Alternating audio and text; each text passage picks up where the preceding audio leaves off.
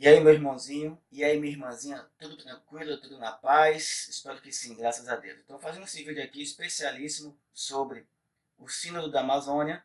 O Sínodo da Amazônia, não, o Sínodo para a Amazônia. Sínodo para a Amazônia. Eu vou logo direto ao assunto, vou deixar uma preparação aí na descrição, leia a descrição. Se não couber tudo na descrição, eu vou deixar também nos comentários.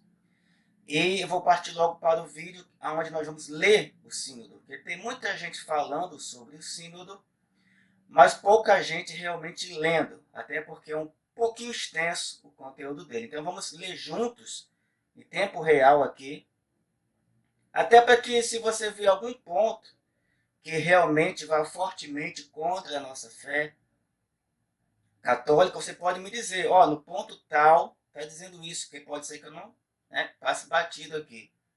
Ou ao tal minuto, né? Ah, mas são os 9 minutos e tantos segundos, eu vi algo ali, né?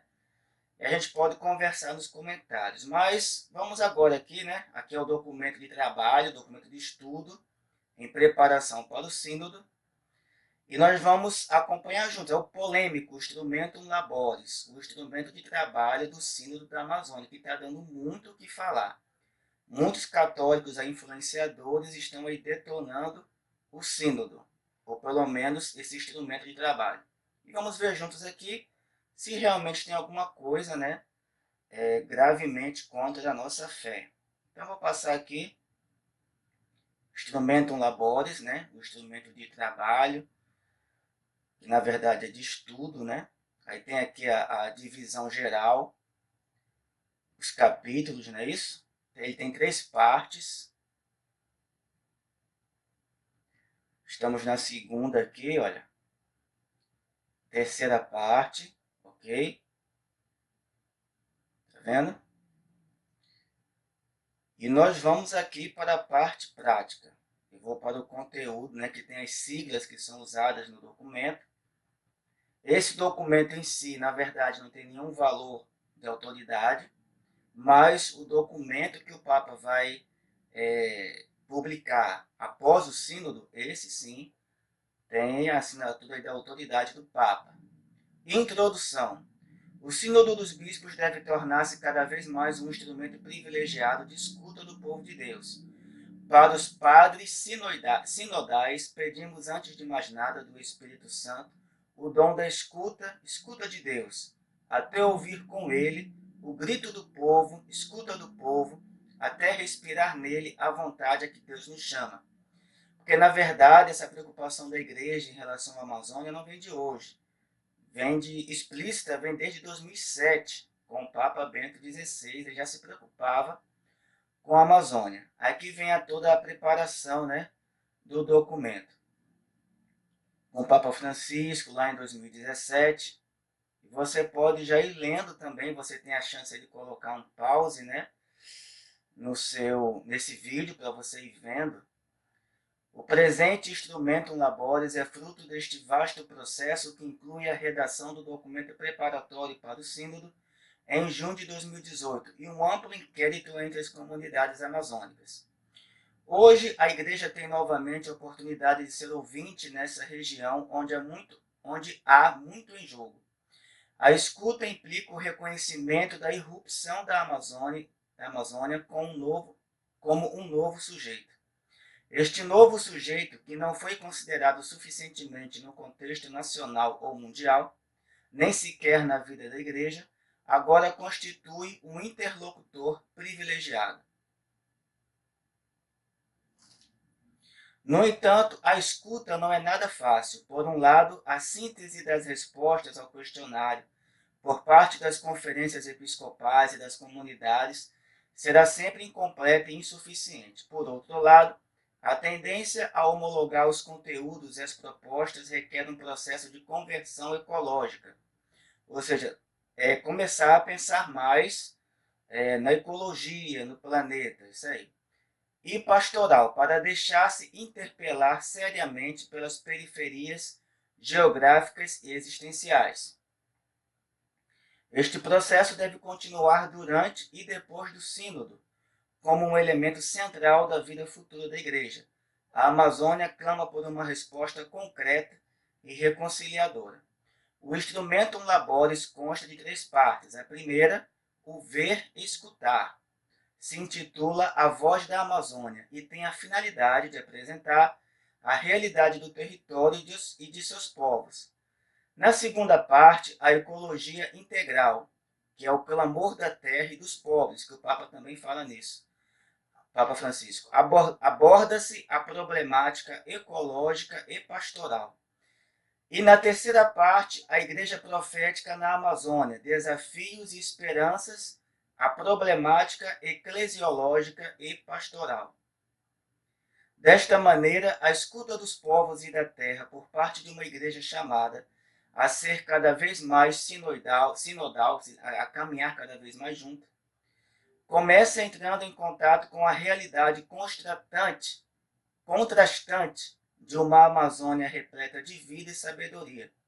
Continua com o clamor provocado pela desflorestação e pela destruição extrativista, que reclama uma conversão ecológica integral, ou seja, pararem, diminuírem, na verdade, né? Ou pelo menos saberem fazer derrubar árvore, mas também plantar, que é um problema mundial, né, do ser humano. Ele só sabe destruir, poucos sabem plantar. E conclui com o encontro com as culturas, que inspiram os novos caminhos, desafios e esperanças de uma igreja que deseja ser samaritana, ou seja, ir aos doentes, ir aos que estão sendo roubados de sua dignidade, isso é ser samaritano. E profética através de uma conversão pastoral.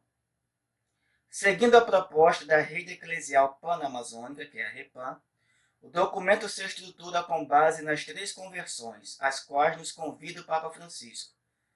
A conversão pastoral, a qual nos chama, através da exortação apostólica Evangelii Gaudium, ver e escutar.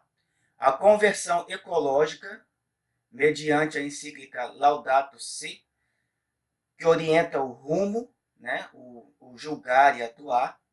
E a conversão à sinodalidade eclesial, a igreja caminhar juntos, através da Constituição Apostólica Episcopalis Communion, a comunhão episcopal, que estrutura o caminhar juntos. A palavra sínodo é caminhar juntos.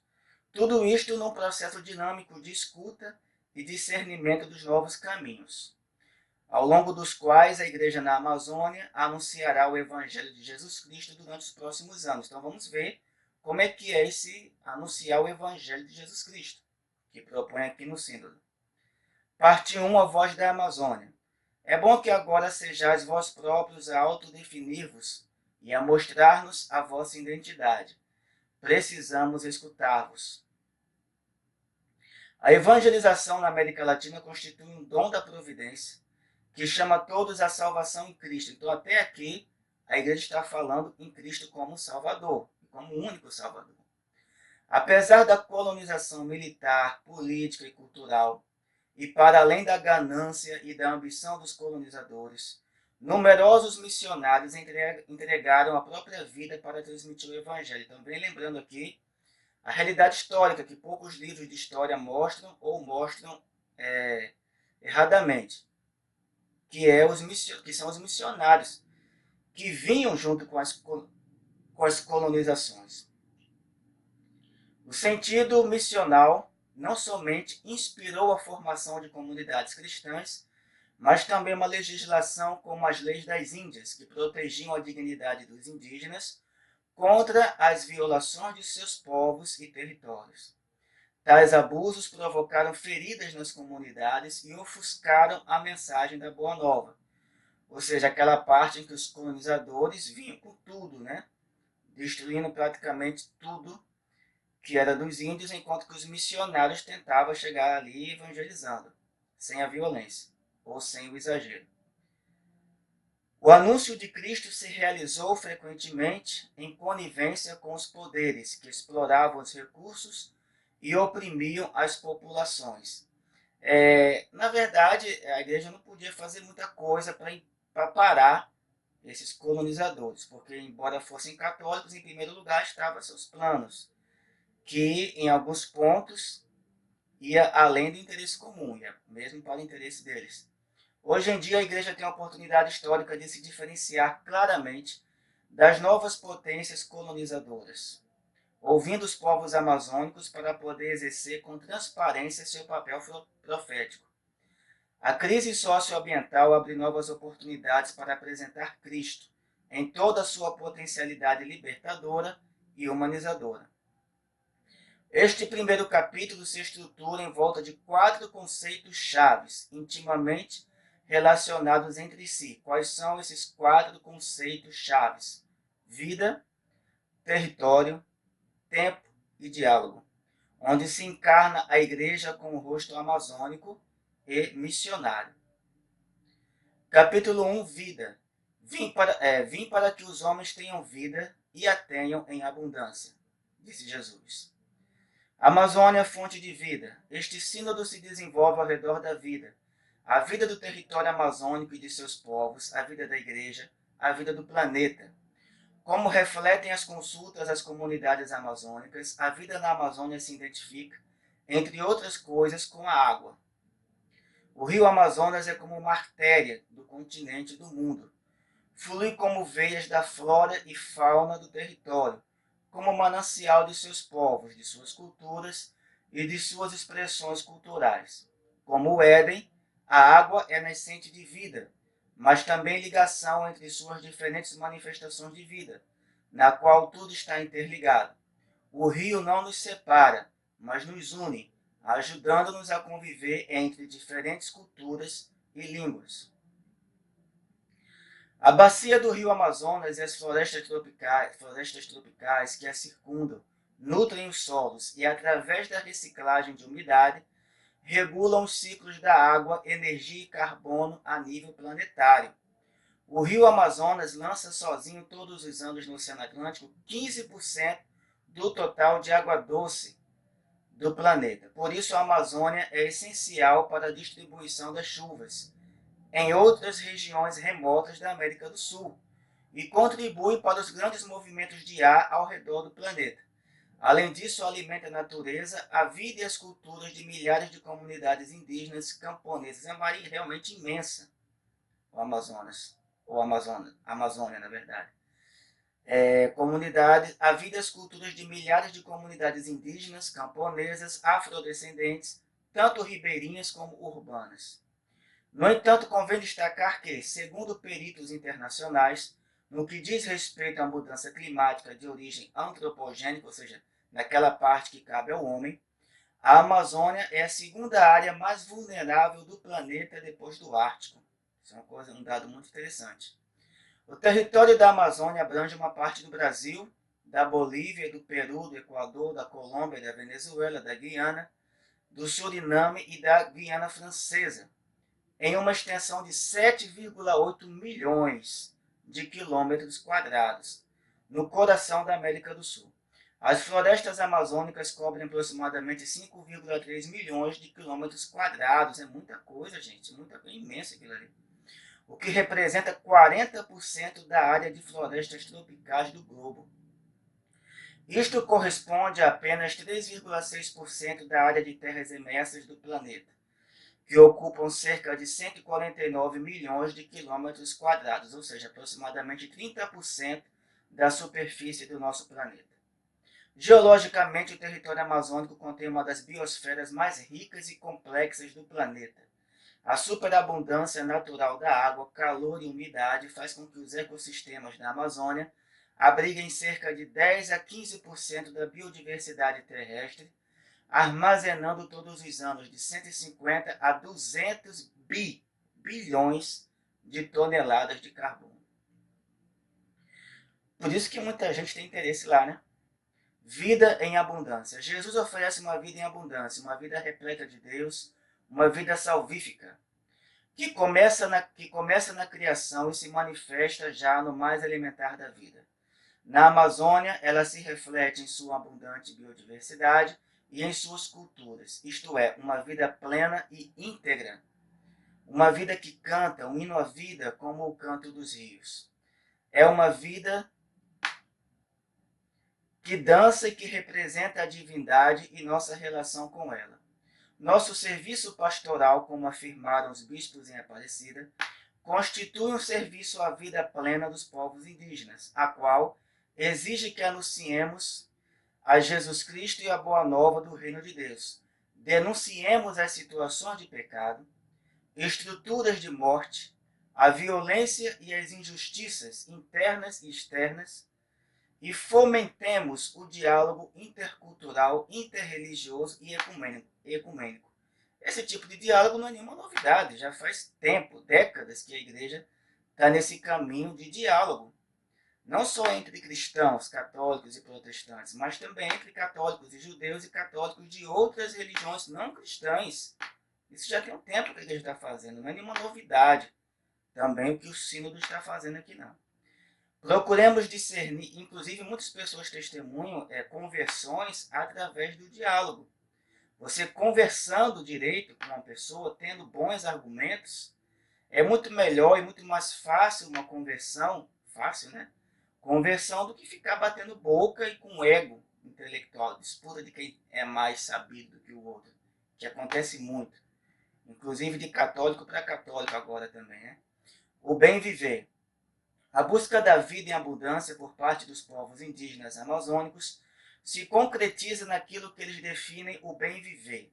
Trata-se de viver em harmonia consigo mesmo, com a natureza, com os seres humanos e com o Ser Supremo, dado que existe uma intercomunicação entre o cosmo inteiro, onde não há excludentes nem excluídos e que entre todos nós podemos forjar um projeto de vida plena. Esta compreensão da vida se caracteriza pela conectividade e harmonia de relações entre a água, o território, a natureza, a vida comunitária, a cultura, Deus e as diferentes forças espirituais. Para eles, bem viver significa compreender a centralidade do caráter relacional transcendente dos seres humanos e da criação, e supõe um bem-fazer. Então, aqui ele está começando a falar um pouco da espiritualidade indígena. Não necessariamente que a igreja concorde com esse pensamento, mas está mostrando que existe uma espiritualidade entre os índios, que nós sabemos que tem. Aí você precisa saber disso também, como é que funciona essa espiritualidade, porque não é só chegar lá e anunciar, não era assim. Às vezes a gente pensa que era assim, de forma mágica, mas não. É muito importante você conhecer. São Paulo usava muito isso também na sua oratória, conhecer um pouco dos deuses gregos para poder evangelizar com o Deus verdadeiro. Não se podem desconectar as dimensões materiais e espirituais. Este modo integral se expressa em sua própria maneira de se organizar, que começa pela família e a comunidade, abrangendo uma utilização responsável de todos os bens da criação. Alguns deles falam em caminhar rumo à terra sem males, ou em busca do Santo Monte, imagens que refletem o movimento e a noção comunitária da existência.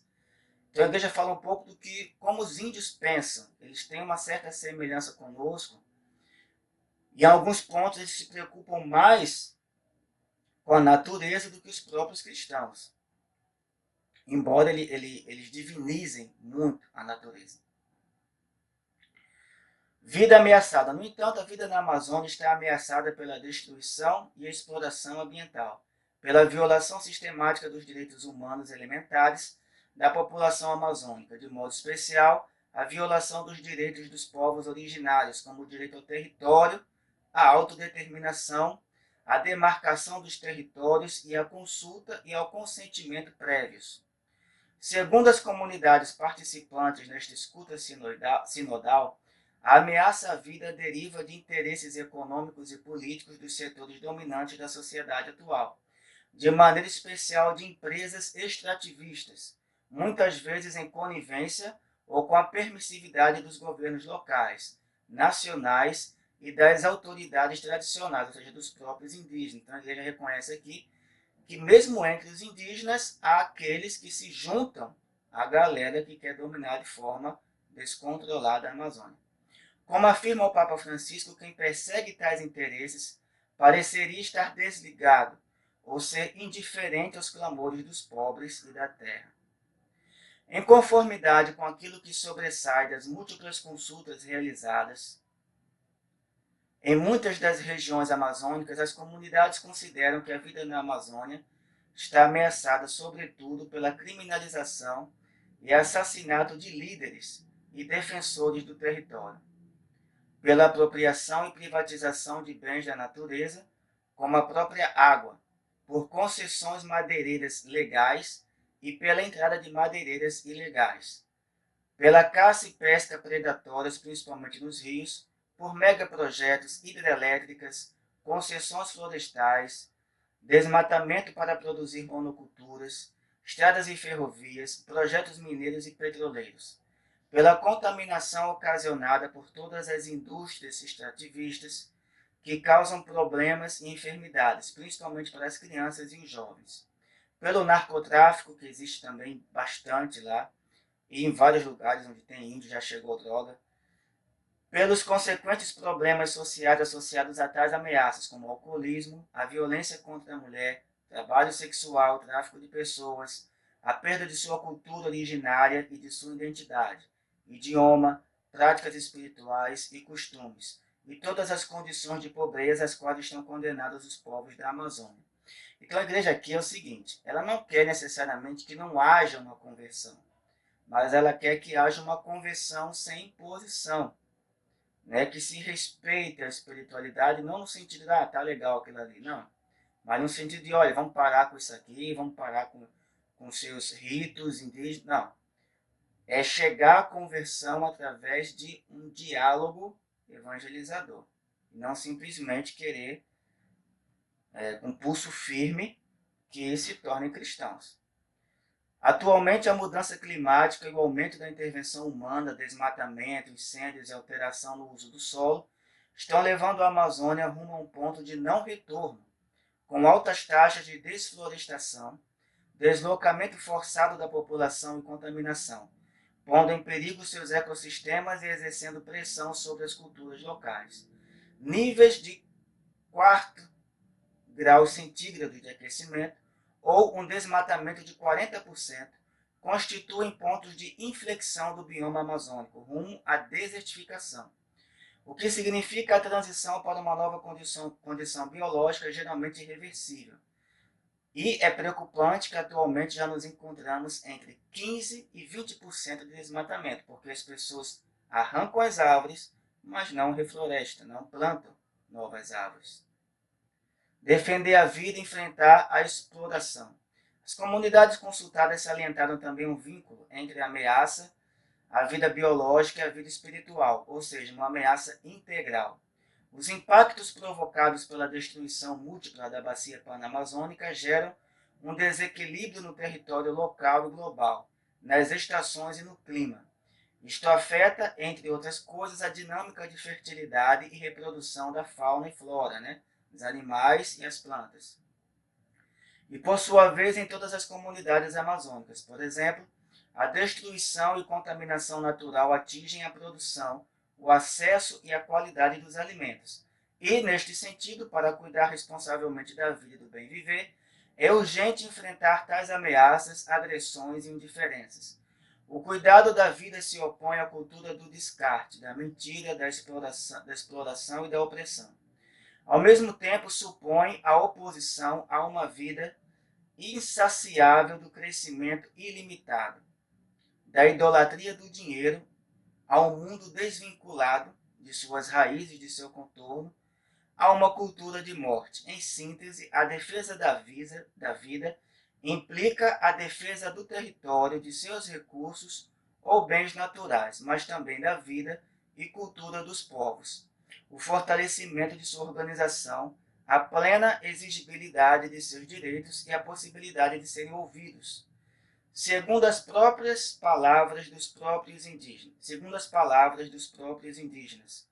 Nós, indígenas de Guaviare, Colômbia, fazemos parte da natureza porque somos água, ar, terra e vida do meio ambiente criado por Deus.